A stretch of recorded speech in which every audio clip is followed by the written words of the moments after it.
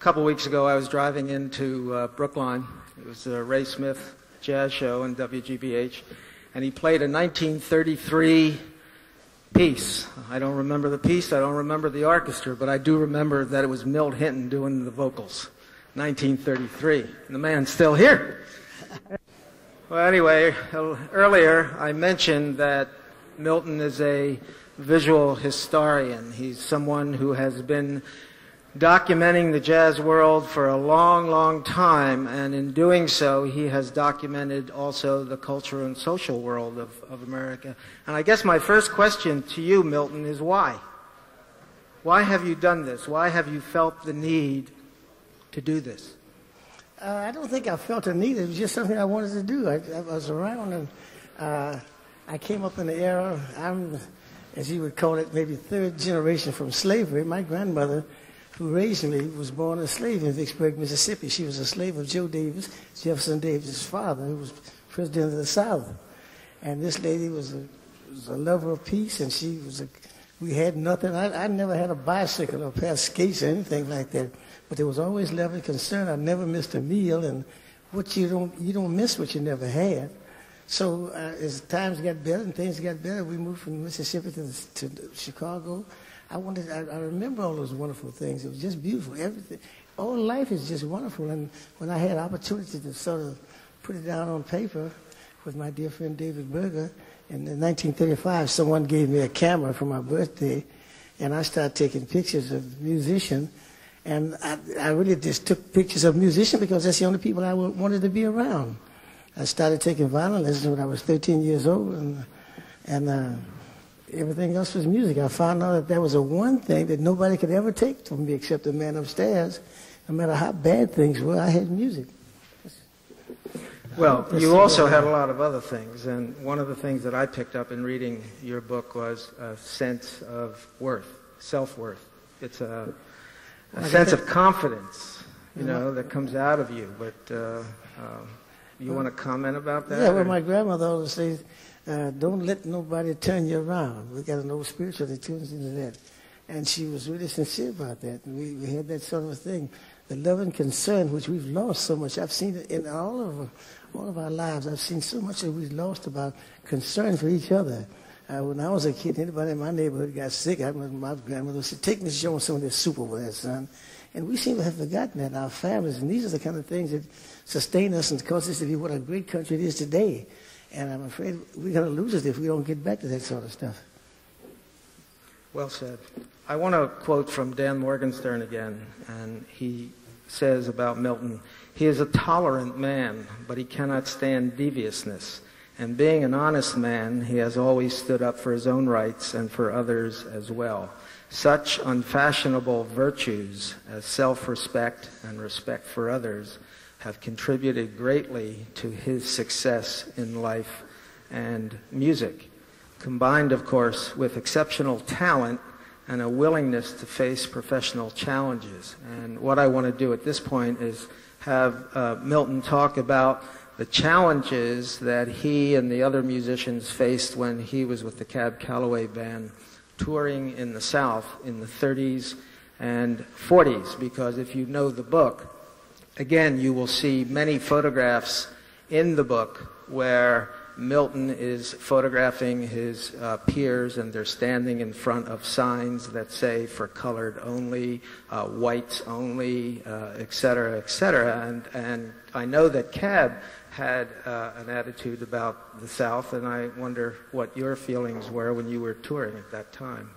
Well, Cab is my musical father, not that he's that much older than I, but he was a man that stood for so many things that I'm proud to have been around him with, for decency, for discipline, and respect, self-respect.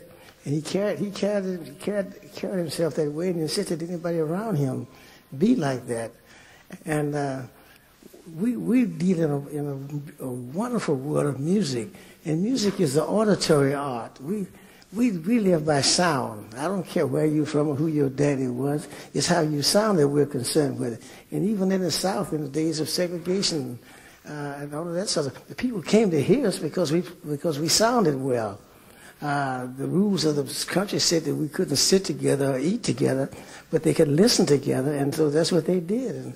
And we tried to obey all of the rules of the times, and when the rules are changed, I just wanted to hope and expect everybody to change with the rules, because I certainly obeyed them, and I didn't enjoy them, but they came to hear us, and we played for them. In the South, Cab Calloway would travel south, and it was sort of a sad thing to see, because we came down from New York after played the Cotton Club, and we were sharp and ready together, you know. Everybody, you had these pretty girls on the show with us. And the powers to be in the South didn't want black people to be portrayed in this sort of way. Cab Calloway was sharp with that zoot suit on. And we had these copper-colored gowns. It was just beautiful. And they wanted to keep it, the blues and ragtime things. It said, I'm going to cut your throat if you drink my wine, and all that sort of stuff. And when we came down with this wonderful show, giving these people a model, a role model to say, hey, this is where we want to be. We got a lot of flack from that in those days. It's amazing. I can't even tell you how close we came really to being lynched sometimes, really close, because of the attitude of just trying to bring down a decent show. Of course, all of that changed because the people down there began to see that, and they begin to change and want to become better people by that. But the powers that be sort of kept us out of there, and that's one of the reasons that Cab Calloway's band finally had to break up, because he couldn't get the kind of booking to go down that way. People that heard us from the Cotton Club, every night from the Cotton Club, New York, Cab Calloway. This is before television. And they listened religiously every night from the Cotton Club with Cab Calloway, Hidey Horn, with this great band with Dizzy Gillespie and Chu Berry and all of the Doc Cheatham, all these wonderful musicians. And when we came on tour, people came out to hear us, to see us, because they had heard us on the air. And they were very, very kind to us, except that we had to obey the rules of wherever we went, and that's what we did. But then when the powers that be saw that was kind of a bad image to show to these people that they had to pay the small salaries too, and bad living conditions, which I had come out of from a child when my folks moved from Mississippi to Chicago. They started got on Cab Calloway, and he had to really break up his band. All right, so that leads me to this question.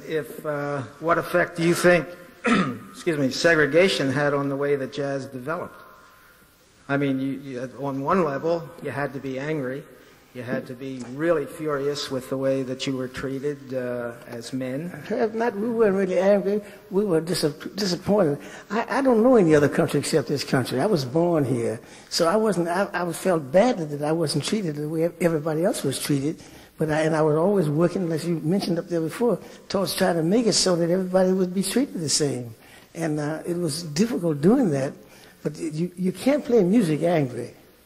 And we used to really laugh at people that told us to do certain things. That's the reason I took some of those pictures of my wife and Doc Cheatham and all these guys standing in front of a hotel that says, for colored only. We come from New York. We've been living in New York, and everything was great, you know. And to come down there, we thought it was so very silly. I was taking these pictures more as a fact of silliness, and hoping that in years later that my young people would see these kind of things and see what a stupid thing this was, and this is what happens.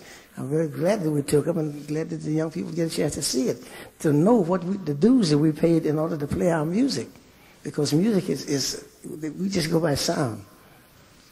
Let me ask you about that incident with Rudy Powell and his fez and in Omaha, Nebraska. Yeah. This one cracked me up when I read it. It cracked us up. You really won't believe this, but we were traveling in the Cab Calloway. We always traveled by Pullman. Cab was very careful because of segregation, and we couldn't stay in hotels and that sort of thing. So whenever possible, he would travel by Pullman.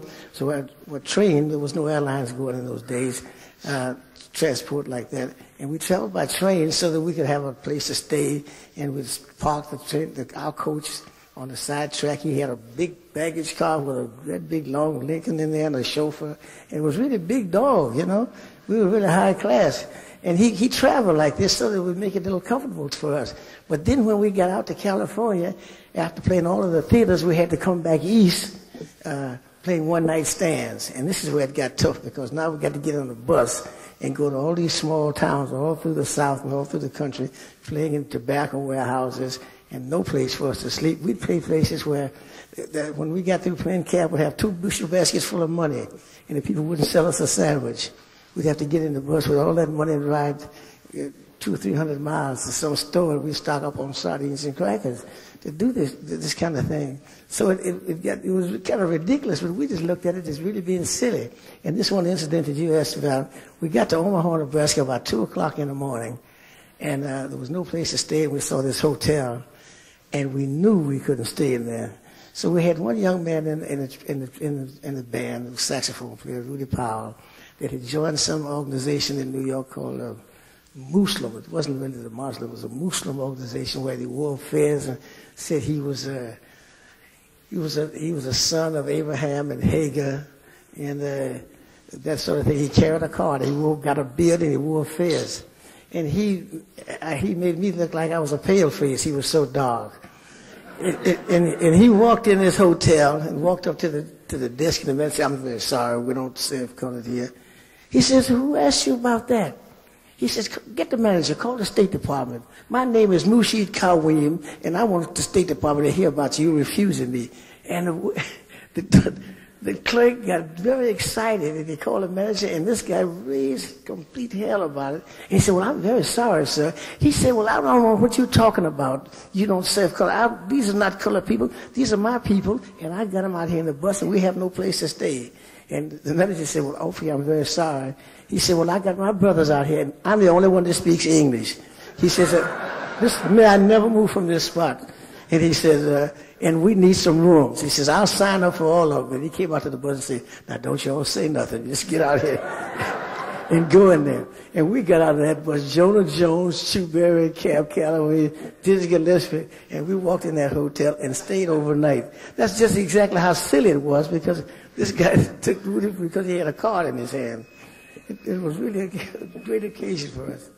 Well, thank goodness those days are long, long gone. Well, they surely are. Yeah.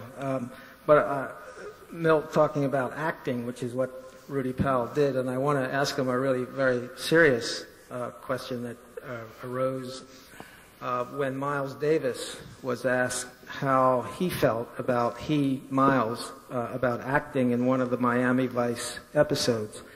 And he responded by saying that if you are black in America, you are acting all the time, so it is no big deal. And is that an attitude that you've had to portray at times? I would say something like that. There's a facade that usually one has to put on. You're more or less expected to. If I get around certain people as an audience, maybe a group of people that don't know me and they're white, I'll try to correct my black English and, try not to say the kind of things. My wife laughs at me about that, but this is the case. I'd like to tell you one incident that happened to me in the Soviet Union. I've been there several times for the State Department, and there are a lot of black people there from Africa. There's a Patrice Lumumba University in Moscow, and a lot of black African people send their students to the school there, and they're naturally communistic.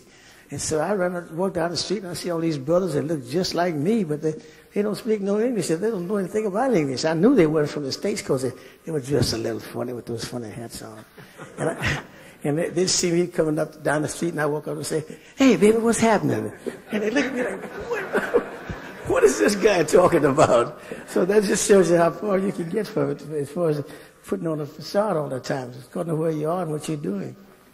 I've got one.